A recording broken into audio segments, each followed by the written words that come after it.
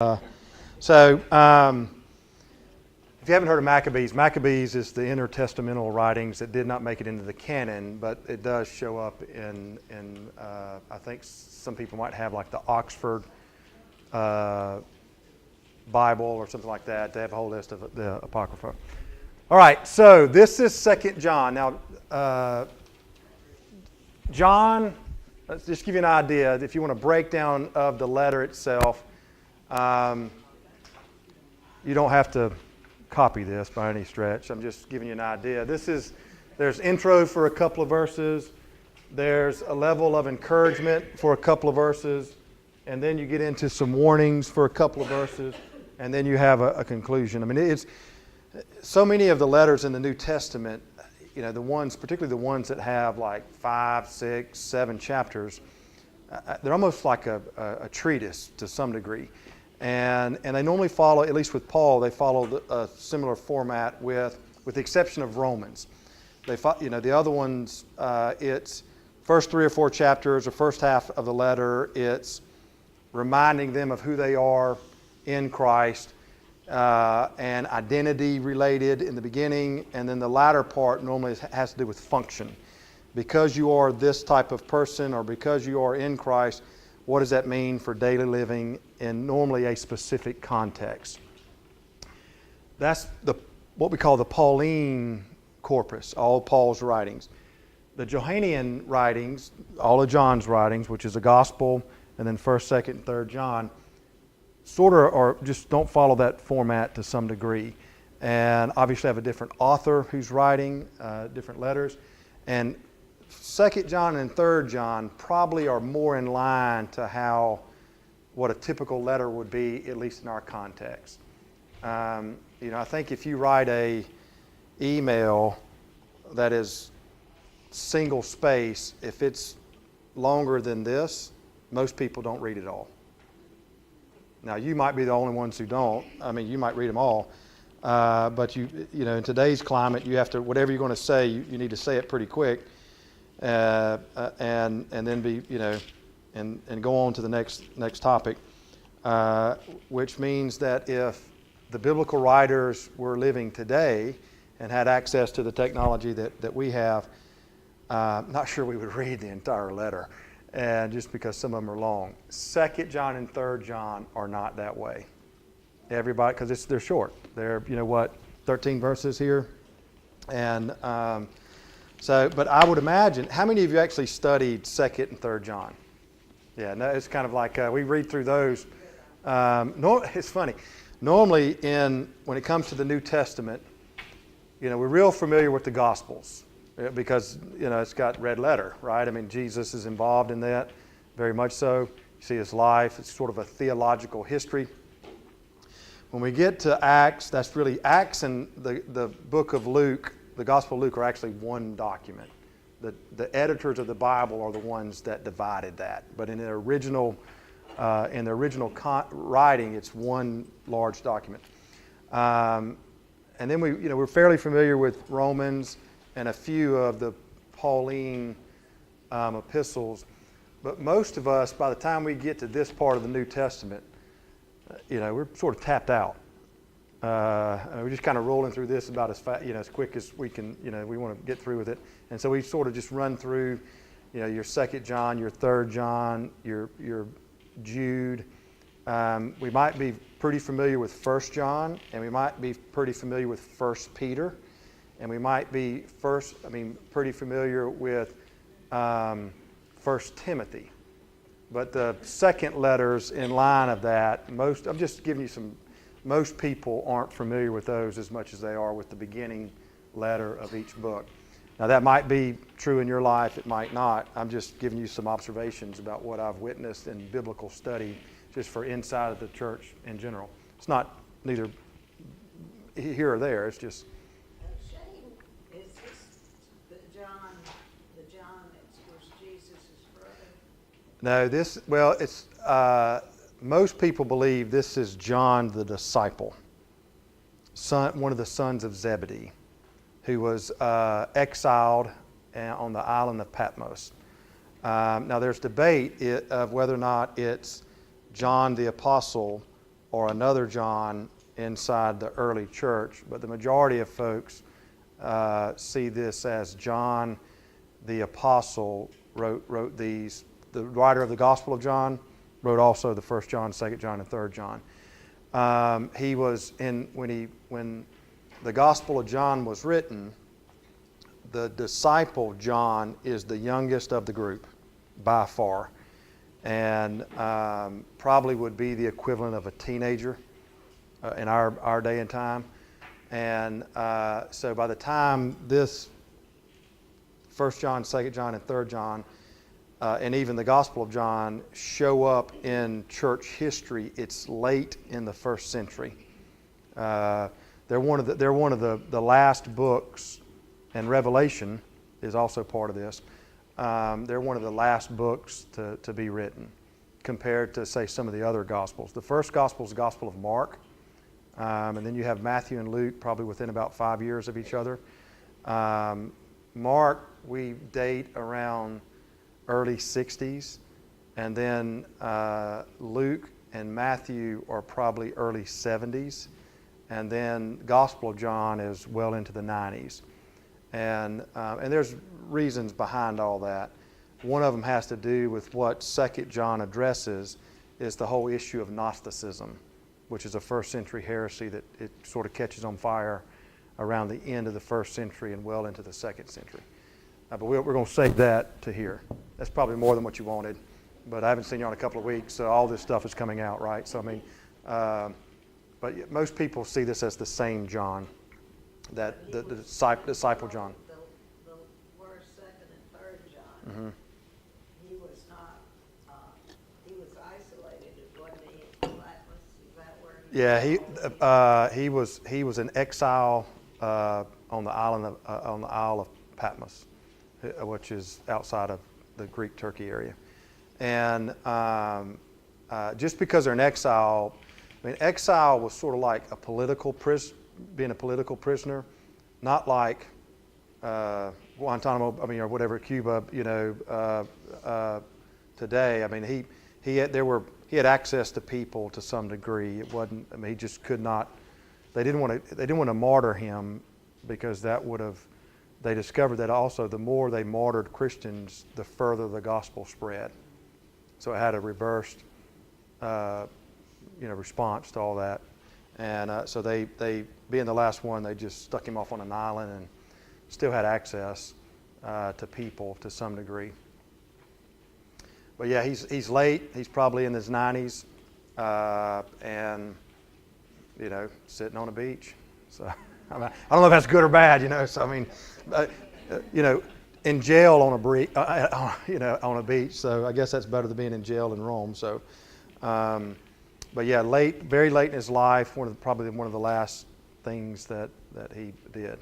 And Revelation, which is another part of his corpus, is very late as well. Most people believe the book of Revelation written in 90s to maybe into the 2nd century, right at the very beginning. All righty, any other? So this is John. He writes this. It's his second letter, and very late in his life. And the reason why we know most of John, like when you read the Gospel of John, what stands out that is different than the synoptics, which is Matthew, Mark, and Luke? Because they are, when you read Matthew, Mark, and Luke, it's real similar.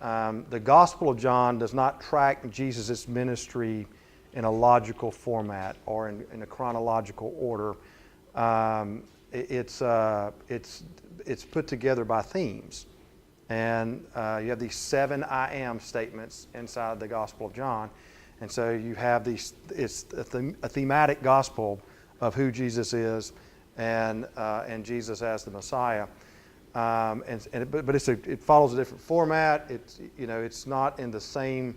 The parables are a little different. John is a little different than the synoptics, and John deals a lot with the whole idea of light and dark, truth and deception. These big themes that show. Y'all cold? All right. Thank you, Slade. And so John's gospel is different. So John and 1 John, 2 John, and 3 John, and in the book of Revelation is different. And so you have to ask why. What's going on inside of that time in history that would warrant a writer to address certain things? And one of the issues is this idea of Gnosticism and Gnosticism. And it comes from the Greek word from where we get knowledge from, gnosis. And I'm going to save it, but I just want to give you some idea. The reason why John's writings are so different, one is the time period that he wrote in was different than Paul. You know, Paul's first letter is the Thessalonians. That's like 52 A.D., you know, or early 49, 52, so it's very early on. So if you're writing, can you imagine if you were reading some Christian work in 1980 compared to if you were reading one that was yesterday? I mean, yeah, so yeah, perfect. Thank you very much. You bring in Tozer, we're redeeming Tozer, right? So Tozer's mid-1900s, well, he's writing about things that are, you know, completely different than what our experience would be. And so it just shows everybody writes inside of their own culture, their own sense of time, and so they're going to be affected by that. One of the things that doesn't show up in the Gospel of John is the idea when it talks about the temple. Well, why not? What happened in 69, 70 A.D.? The temple's destroyed. So, you know, for John, when he writes, now he would have witnessed the temple as a boy, witnessed also to the destruction of the temple, and so he's living in a post-temple period, or destruction of the temple period, when the other gospel writers maybe not so much. And so that shows up. I mean, that shows up in that whole. You look at the Gospels compared to Paul's writings. What's also a major event that takes place, 50 days after the resurrection? Yeah, Ascension, Pentecost, all that. So Paul's writings are very much influenced by the role of the Spirit being given to humanity when the Gospels are not. Well, they didn't have that yet. So people write inside their culture, and what sits with the biblical interpreter is to wade through, and this is where all the debates come in, wade through what is specific for that particular time and that particular people, as compared to something that would be universal in its truth going forward. And so that's the whole reason why we study the Bible. And at the same time, we spend a great deal of time of looking at the context, the culture, the word pictures, the meaning of words change over time. And you could probably talk about words that were common words in your language as a young girl, and now they're taboo. They just change over time. And so same in the Bible. I mean, the Bible's not just because it's the Bible doesn't mean that it's still written language. And so we have to pay attention to all that, and that's why we study it. Has nothing to do with 2 John. So anyways, all right. John, the disciple, writes it late in the first century. He's probably 90-ish, maybe on an island. And so let's do this like what we normally do whenever we study the Bible. If somebody would be so kind to just read the whole thing. It's only 13 verses for us. And if anybody that wants to overachieve this morning, and if not, then you can stop at, say, verse 6, and then someone else can read from 7 to 13. So whoever jumps in first, you have the ball, which means you can control if you want to read all or just read the first 6.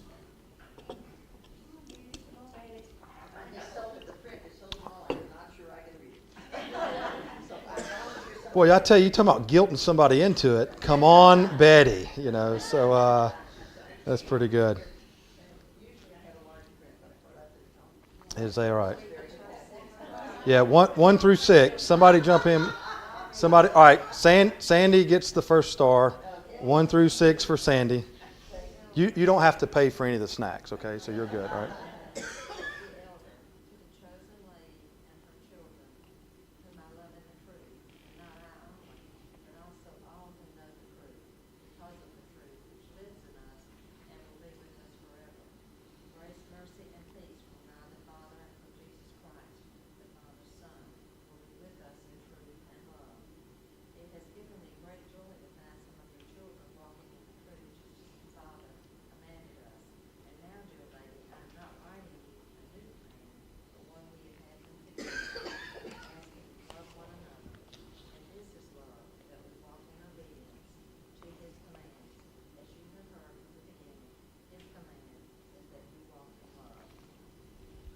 All right, so if someone would pick up there, verse 7. I'll do it. All right. I have the Common English Bible. Is that okay? We're all English today, so you're good. Many deceivers have gone into the world who do not confess that Jesus Christ came as a human being. This kind of person is the deceiver and the antichrist. Watch yourselves so that you don't lose what we worked for, but instead receive a full reward. Anyone who goes too far and does not continue in the teaching about Christ does not have God. Whoever continues in this teaching has both the Father and the Son. Whoever comes to you who does not affirm this teaching should neither be received nor welcomed into your home, because welcoming people like that is the same thing as sharing in their evil actions. I have a lot to tell you. I don't want to use paper and ink, but I hope to visit you and talk with you face to face, so that our joy can be complete. Your chosen sister's children greet you. All right, wonderful. Thank you. So, did you notice how the tone changed when the difference between what Sandy read and what Susan read? It went from being all feel good to, whoa, wait a minute. And so let's look at, just kind of break down the letter as a whole. So first 3 verses, you have in that a typical greeting, which was common inside the ancient world. It'd be some level of where you identify yourself, you identify who you're writing to, and then you give some level of greeting in the form of, like Paul would always say, grace to you and peace from God our Father. I mean, that was a typical greeting for Paul. John's greeting's fairly similar. I mean, he had, grace, mercy, and peace from you, from the Son, and from the Father in truth and love. Now, he writes to this person called the lady. Who is that? Is that Mrs. Jones on the corner down here? I mean, it could be the church. That's what most people believe. I mean, y'all, the hymn, "The Church is One Foundation." Well, in any hymn, but the Church One Foundation is a good example of this. The church is always referred to with feminine pronoun.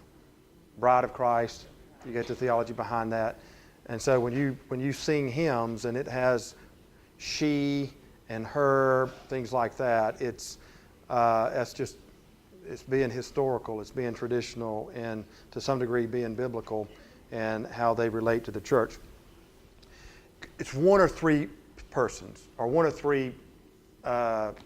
The lady could either be someone named Lady.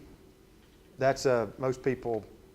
It's a possibility to the lady, as if he's naming her.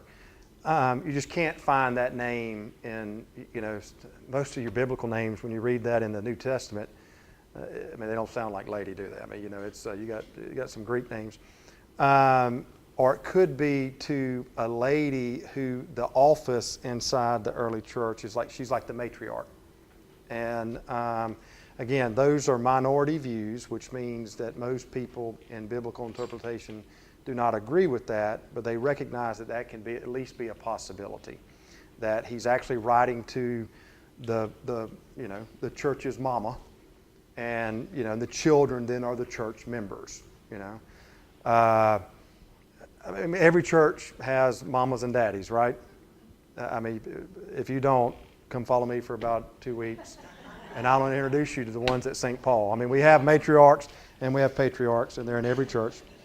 And so it could be that John is familiar with this local congregation's matriarch, and he's writing to her. And for that would, if you are the matriarch or the patriarch, then just like it is in families, you address that person first in how you communicate with the organization or with the family.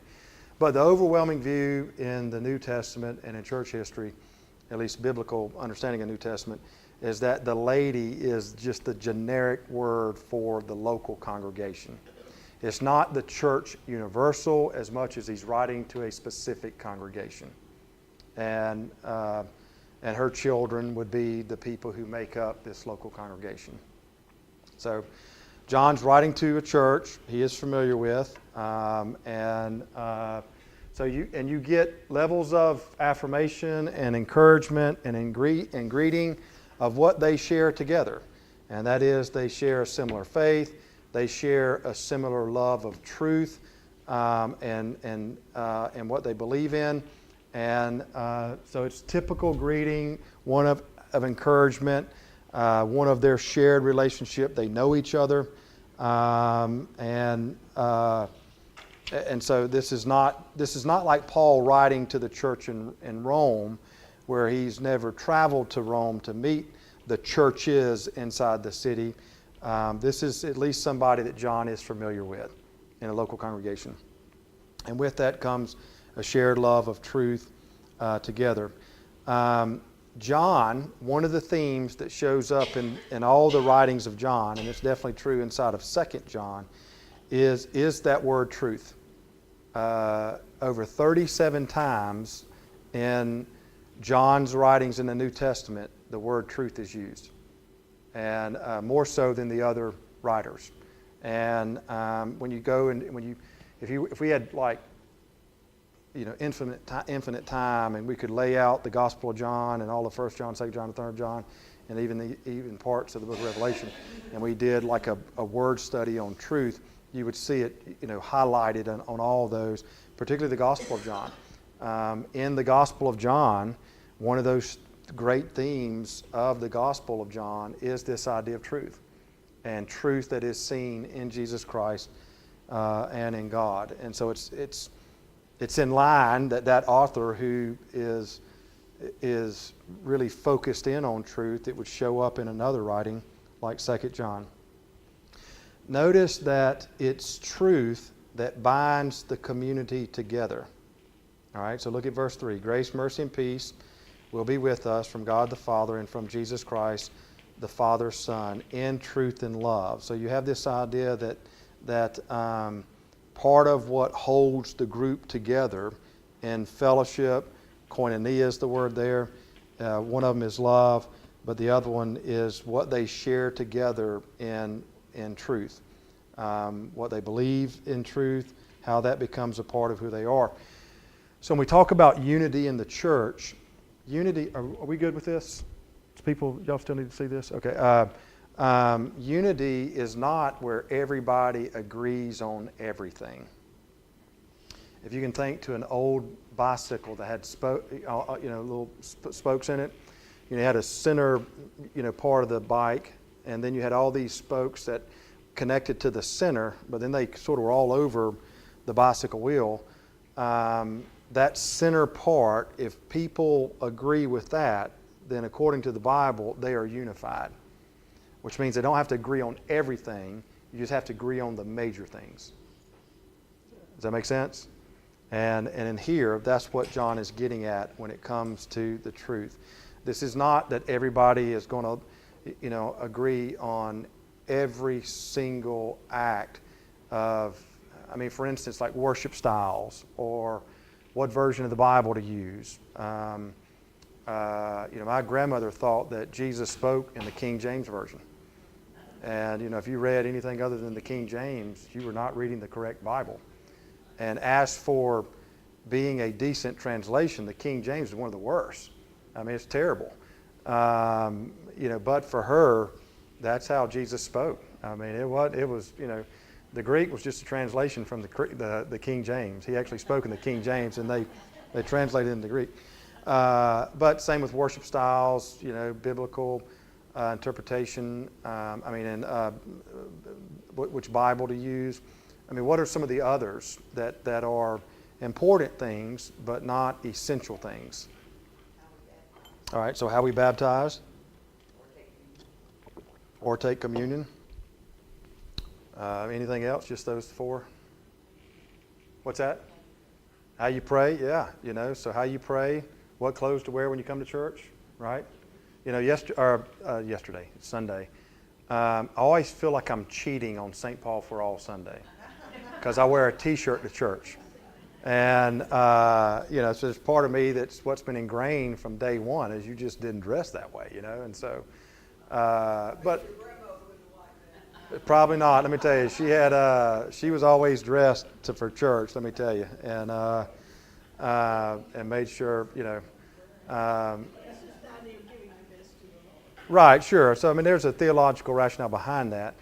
Just as there's a theological rationale that you don't have to dress up to come to church because God just accepts us all the way we are. All right. So there are theological views on each side. So it's not like dressing in what we would call Sunday dress is any more or less, because you can make a theological rationale for each side, which is why it's important for the person. It's just not essential to the faith.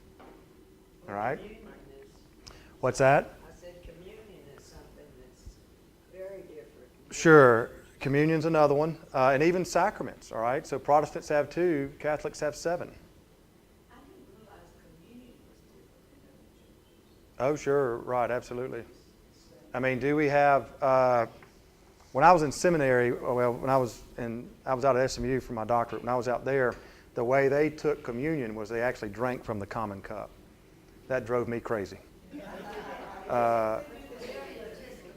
Yeah, very much so. And I was fine with that if I was first.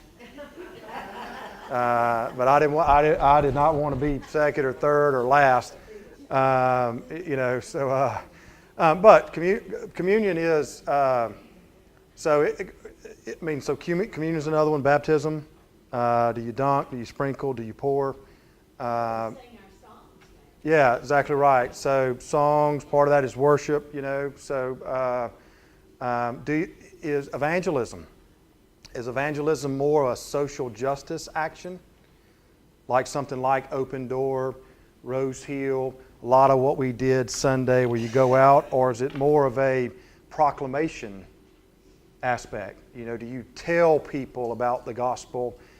So you have, that divides the house sometimes. And, it's important, just not essential.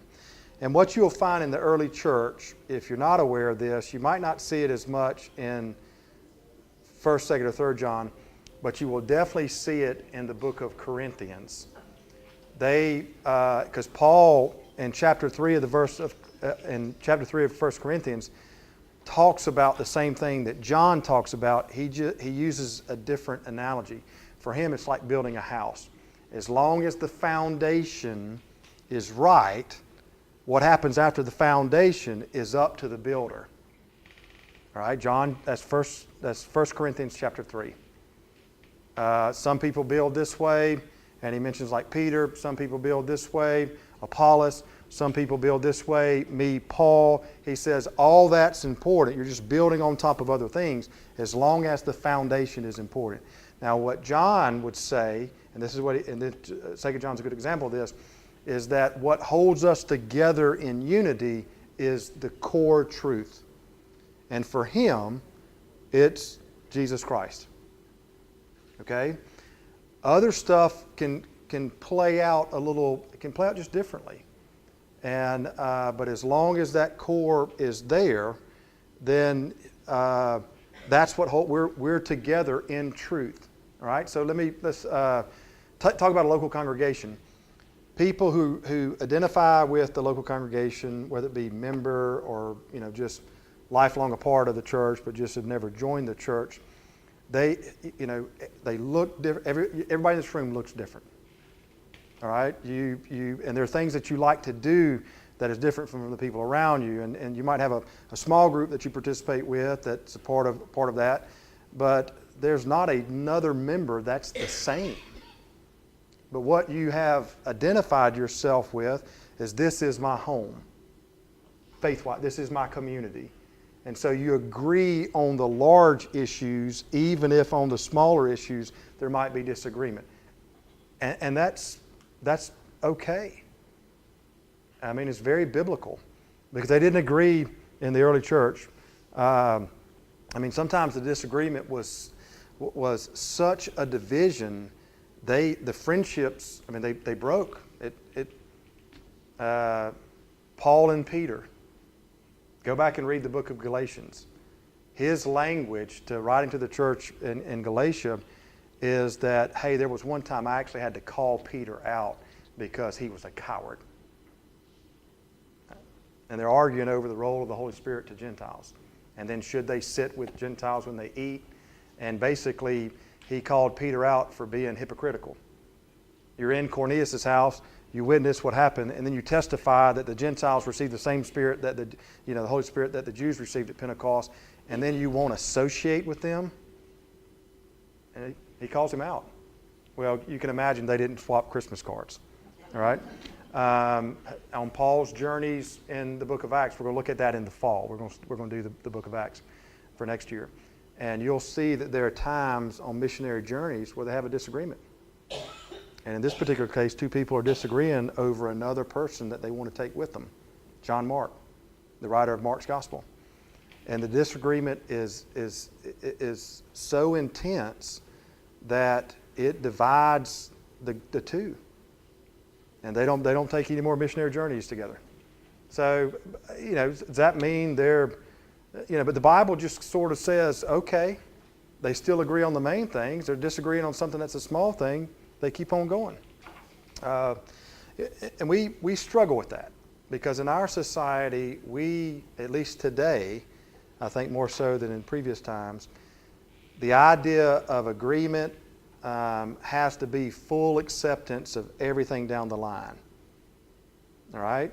And it's not, that's almost silly in its methodology. For those that are are married or have been married, I mean, did y'all agree on everything all the time? No. I mean, and if you said yes, you're lying, all right? So, I mean, and it's recorded out in front of everybody. 7 billion people have just watched you lie, So, I mean, or can't, we don't have 7 billion, but it's out there, So it never goes away once it's on, But you don't. But if you agree on the main things, then you know what? Your life is great. So it's no different inside the church.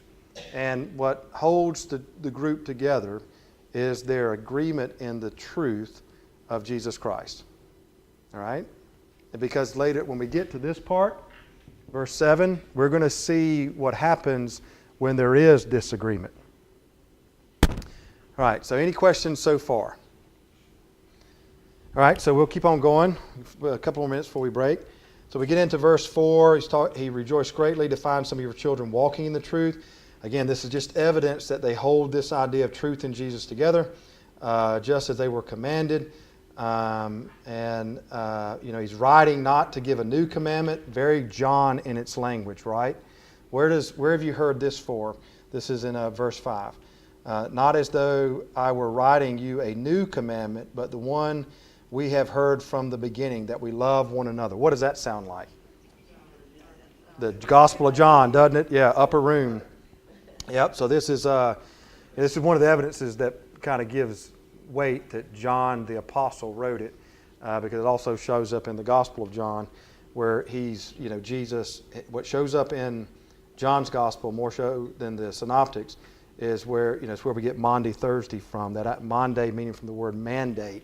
The idea of, Jesus mandates this commandment that you love one another. So here we have it again in 2 John years later. And this is love, that we walk according to His commandments. And this is the commandment, just as you've heard from the beginning, so that you should walk in it. So this idea that truth holds them together, truth, this core truth, this unifying truth that holds the group together, does not change, and because what Gnostics are promoting is that truth is progressive and it changes down the line. Okay? So, I know that probably brings up a lot of questions. I want to hold that till we actually get into this idea of deceivers. But for John, again, the core truth, which would be, in this case, would be Trinity. The idea of who Jesus is, what Jesus does, that's what holds the group together. And that is constant and is not something. So that would be something we study in the Bible that is not just relevant to the audience at that time, but something we would say is universal for every time going forward. Because in this case, this is one of those core truths that does not change. And what John is telling the community is that is what they're a part of. That's what holds them together. And the task of following Christ, being a Christian, is that you walk in that all the time. That's why for John, a lover of truth and loving one another and being obedient are all the same. You notice how often in this chapter or in this letter, truth, obedience, and love are almost in every sentence, at least in the first 6 verses, or particularly that verse 4 through 6. You've got truth, you've got love, you've got obedience, all those. And it might not be that particular word, depending on what version of the Bible that you have, but it's those concepts. All right, so let's stop. This is the first part of the letter. And all this is the one.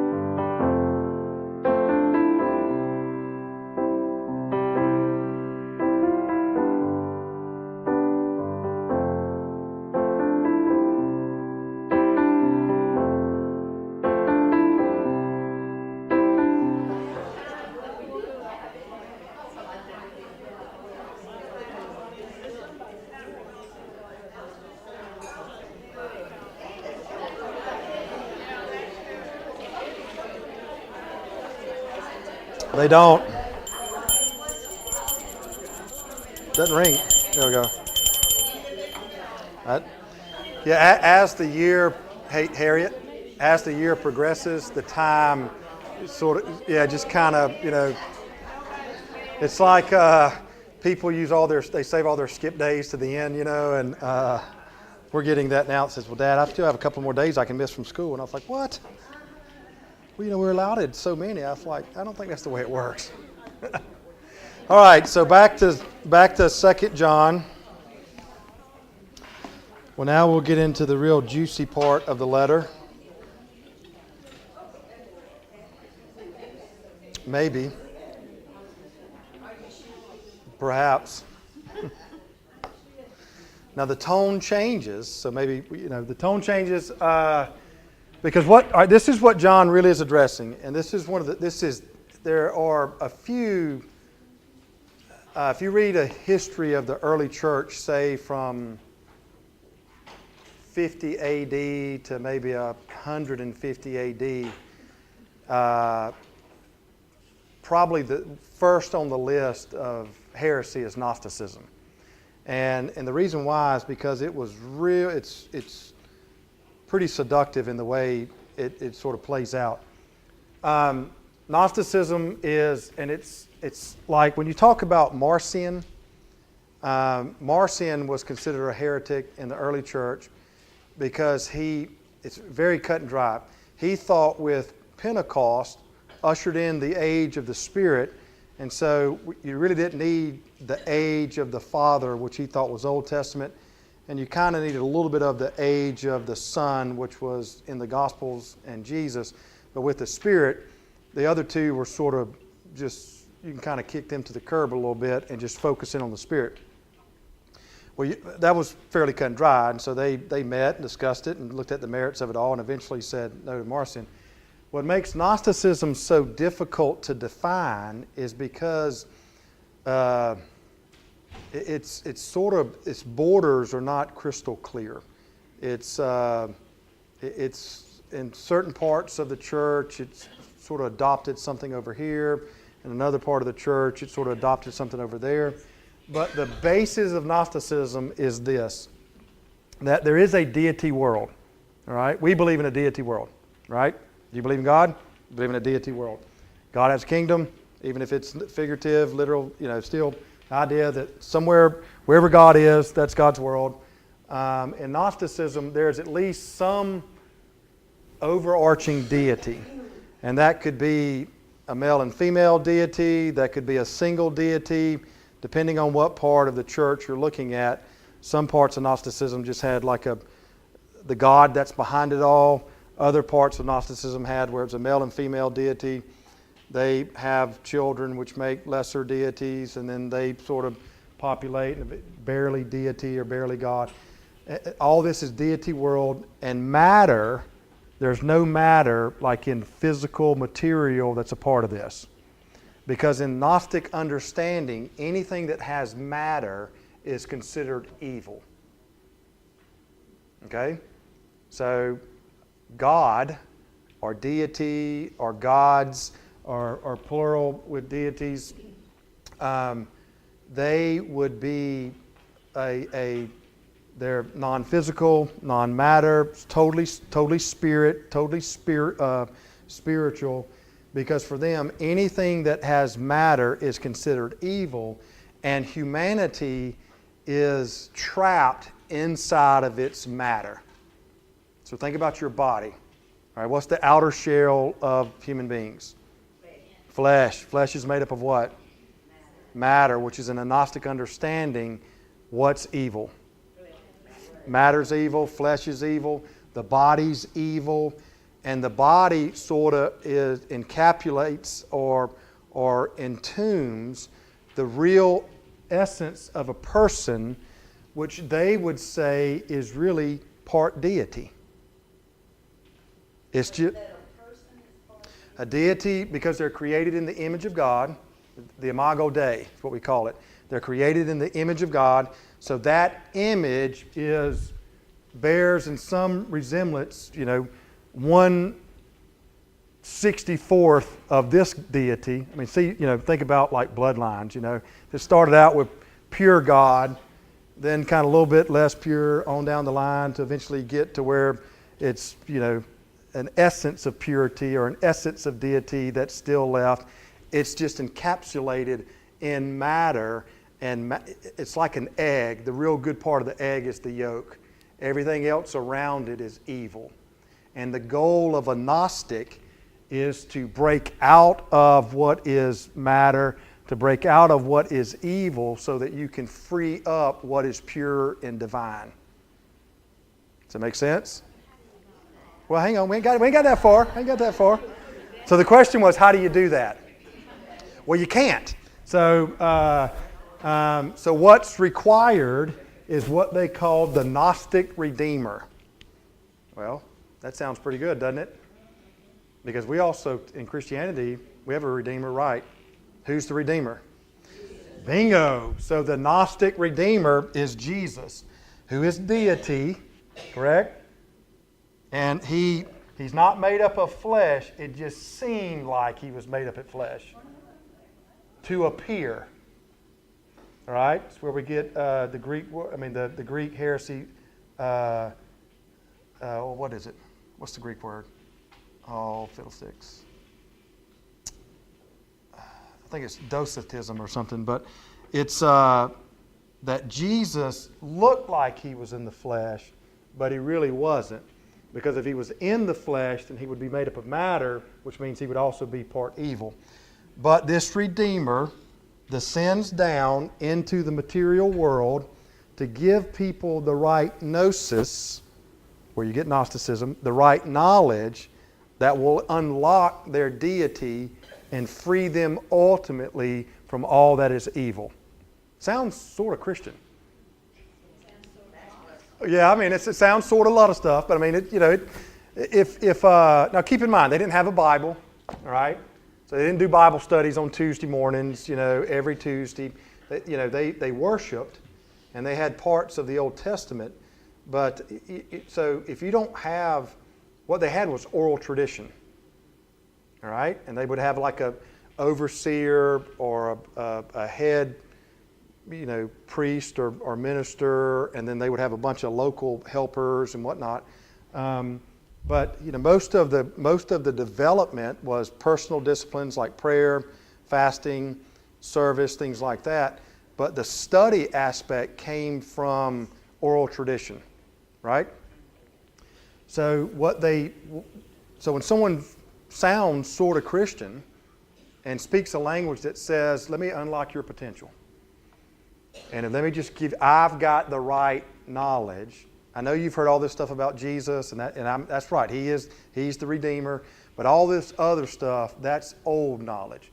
Let me give you the new knowledge. And if you can get the new knowledge, then you're really going to take off. I mean, it's seductive. I mean, it's around today. We just don't call it Gnosticism. There's some church in California. There's a lot of churches in California, so. Yeah, but this one, as you were talking, I was thinking, they had a lot of that. Sure. All right, let me tell you who flirts with this. All right? Y'all got his books. Y'all got his books. No, don't put C.S. Lewis in that camp. Come on. How? You are correct. Your best life now? That's exactly right. Joel Osteen. Joel Osteen. What did who say? Probably maybe quoted the book, Best Life, Prosperity Gospel. All right? So, I mean, and what that does is, now it's not quite there, okay? So, I mean, I'm not trying to say 100% Gnostic, but it's similar. And the idea is that you just don't have the right knowledge from Jesus or the right knowledge from the Spirit, because if you had the right knowledge, you would not be in the place that you're in today. And if you can get the right knowledge, then obviously your life's going to be completely different. And that right knowledge is going to manifest itself out in your life, and you're going to be trending this way. And eventually you're going to, unlock your full potential. So, ma'am? Agnostic is an agnostic person. That's not the same as Gnosticism. Agnostic people are people who know about the faith, but it's just not really that important anymore. They wouldn't subscribe to this as much as they're. The A there would be like atheists, non-theists, they don't see this as any part of faith as levels of truth. So a little bit different in that.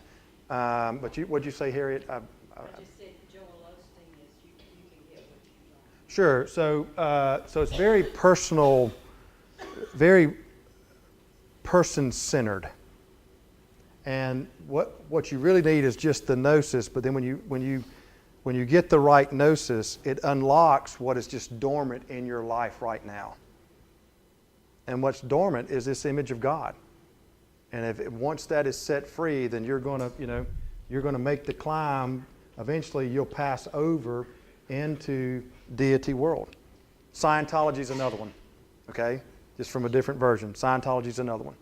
And so this is Gnostic. You can actually, one of the things about Gnosticism that's really interesting, when you study church history, is it sort of just comes back about every 100 years or so. It looks different, and it'll have it won't be the same as what it was 100 years ago, but it just sort of, it doesn't go away, part because it's attractive. I think it sounds good. Well, maybe. Because part of what the struggle is what happens if your life doesn't get better? Well, there's only two things there's only two endpoints for that. One, either this isn't true, or you just don't have the right knowledge. There's no other way that it kind of works out. Either the methodology of unlocking your deity, either that just is faulty theology and it just doesn't hold water, or you don't have the right knowledge. And that's the only two options that it can be. It can't be like half where you got some of the knowledge and your life doesn't. You just don't have it. And at the same time, and this is where what's the guy that wrote 1980s Saddleback? What's his name?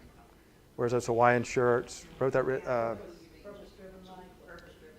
Yeah, he wrote The Purpose-Driven Life. What's it? Rick Warren. All right. So Rick Warren, one of the things I like about Rick Warren is I think his wife or his daughter or somebody that was diagnosed with cancer.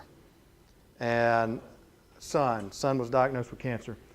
And there were a lot of folks who flocked to Rick that said, y'all just got to pray right, you got to have the right knowledge, all this stuff, your son be healed and all that. And I love Rick Warren. You can Google up all of his responses. What he said was, this doesn't hold water. He said, being a Christian doesn't spare me from anything in this world. It's not that being a Christian means that God's going to grease the wheels of my life and I'm going to be more successful, have more money, be more popular, have less pain in my life. That is not the deal. And it's not written into that. And you can't justify that in the greater scope of the Bible. He said, what I find with being a Christian is that when the rain comes when it's good for me, when the rain comes when it's bad for me, I have strength to endure. And that becomes the power of the gospel. He said, nobody is free from a life that has that is saturated with depravity. And part of redemption is, and this is what we believe about the second coming of Christ, this is what we believe about eschatology, last times, is that at some point in the future, all that will be made right. But until then, those who bear the name of Christ are not spared anything. Now that's a hard pill to swallow. Because most of us, and I'm speaking just generally here, we're pain averse. We don't like pain. We can take a small amount of pain, but after that, we just run from it. And sometimes we run from that even with our faith. And what you discover is that even in our weakness and in our pain and in our sadness and our grief, or however that looks like in your life, you find strength to carry on, to follow down the path. But the idea that says just because you're Christian, your life should be better, different, less painful than everybody else. You're asking something of Christianity, and even in the Bible, you're asking something of faith in God that God is not willing to give. All right? Now, it's hard to live with that. And then all those verses that talk about how the sun shines on the good and That's right. the evil, and the rain also Right. pours Well, on the good and the evil. it does. And so, you even have Paul who prayed extensively to not have an ailment. Now, some people say it's his hip. Some people say it's an eye issue. We really don't know. I kind of lean towards the eye issue than the hip. But finally, what he came to conclusion was, this might not ever change for me, but I'm okay with it. Because there's something about, even in my ailment, which is painful, all right, sidelined him for a long period of time, even in this I don't want to call it this disability that I have, I still find in God something to overcome. All right, so you. Yeah, I was just going to say those folks who believe on the other side ignore that Jesus didn't get what he asked for. Sure. Well, and every, you know why we have martyrs in the church? Martyrs in the church. Because they all died. Why people say why this? Sure. The question is why not? Right. Well, now to ask the question why is an accurate. Everybody should ask that question, okay? Because here's another thing. This is kind of going to lead us down a little bit of a rabbit trail, but I want to stay here for just a second. Having doubt in the midst of struggle is not bad, okay? It is just seeking a greater trust, and we learn best in the difficult times and often in failure or struggle or whatever it may be, not the mountaintop.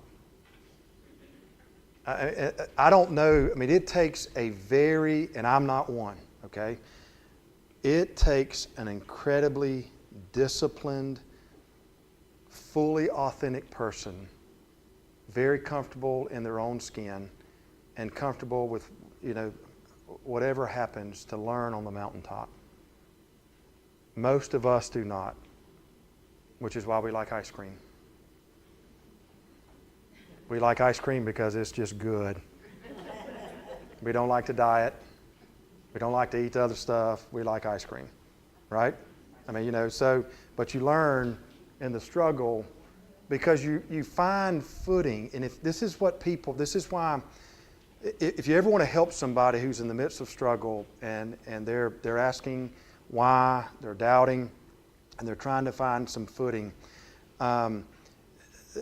the best thing to encourage them is just see it all the way through.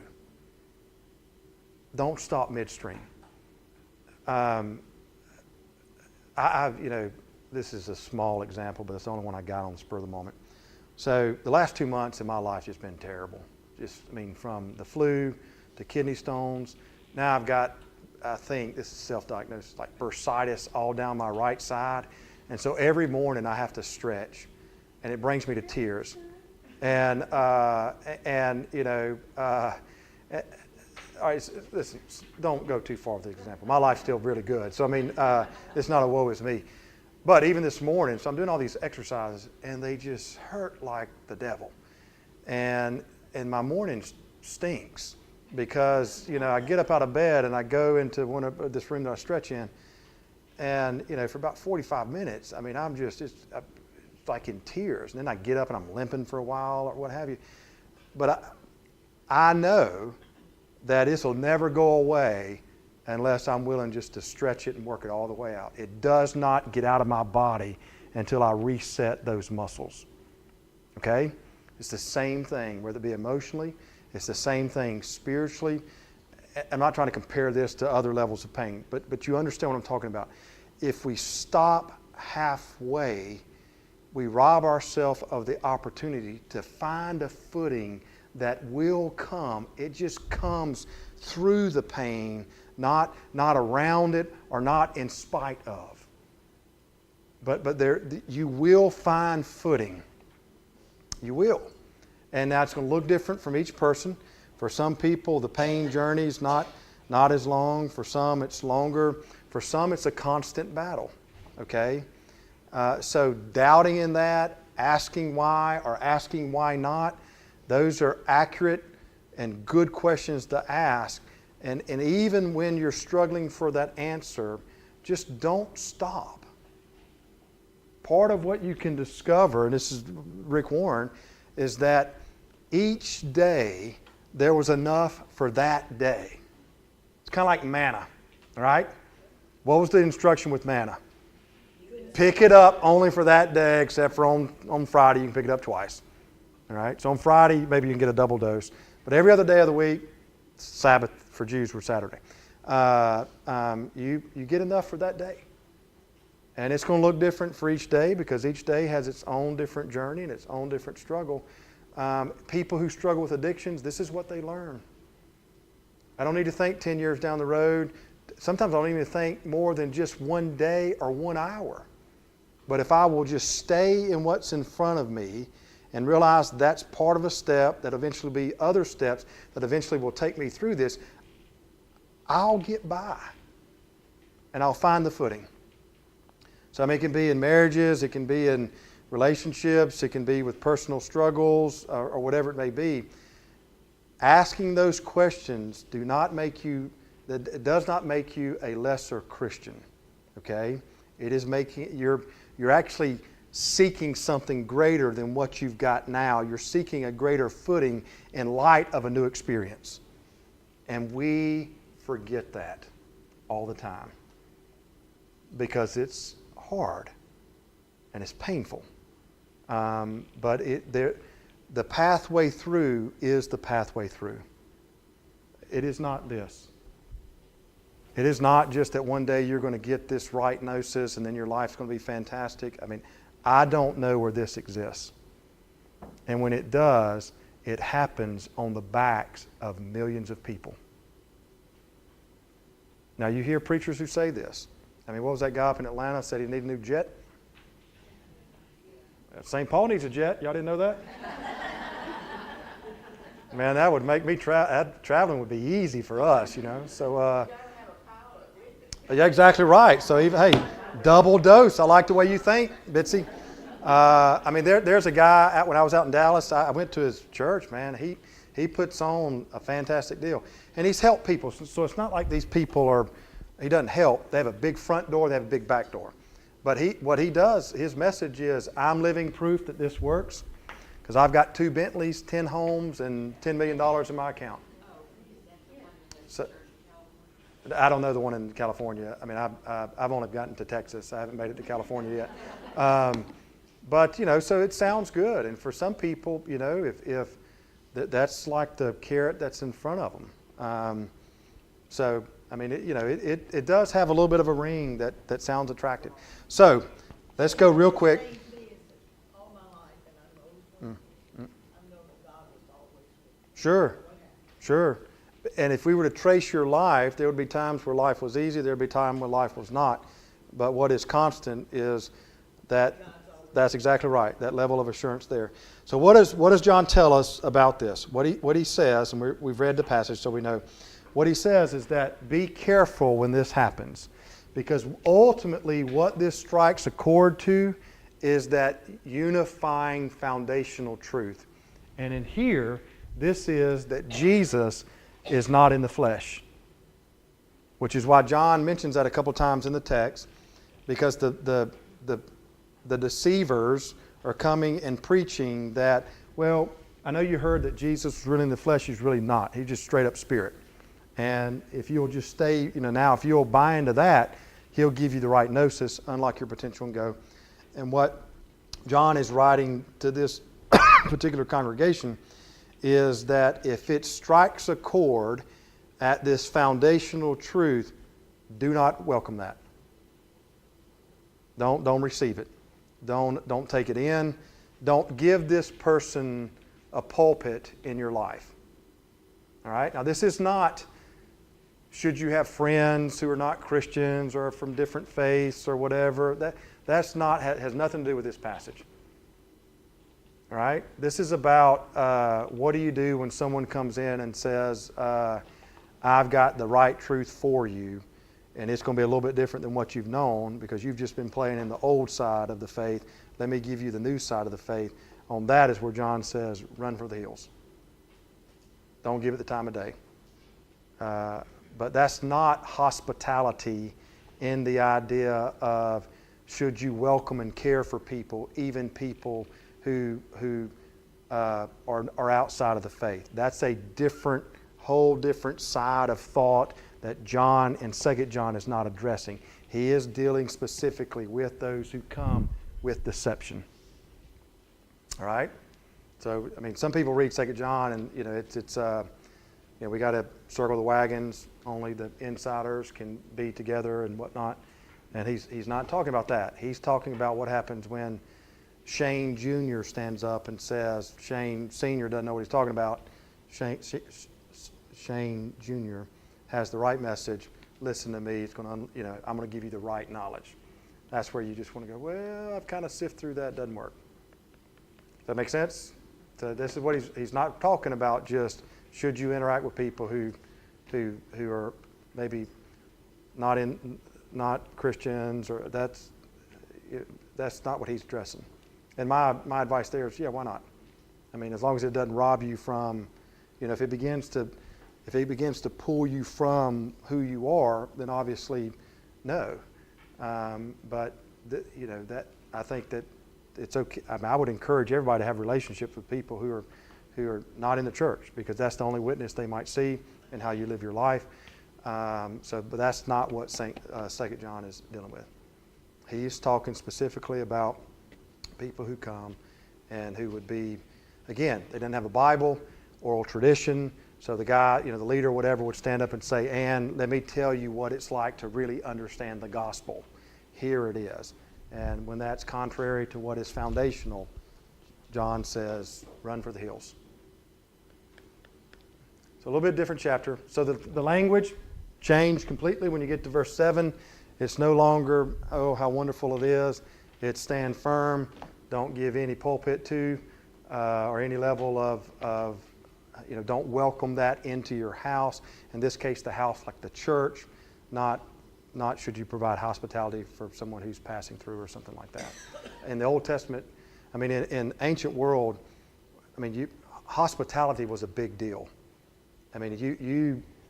To not open your door and care for the alien passing through, okay, that was a violation. You were to be hospitable, to care for the needs. He's not talking about that. He's talking about, do you give that person, the deceiver, a foothold in your life of faith? And there he says no. And then he says he wants to come see you. So he ends on a good note. All right, how do we think? 2 John, pretty good? All right, so now when someone says, have you ever studied 2 John? I said, oh yeah, I got 2 John down. So.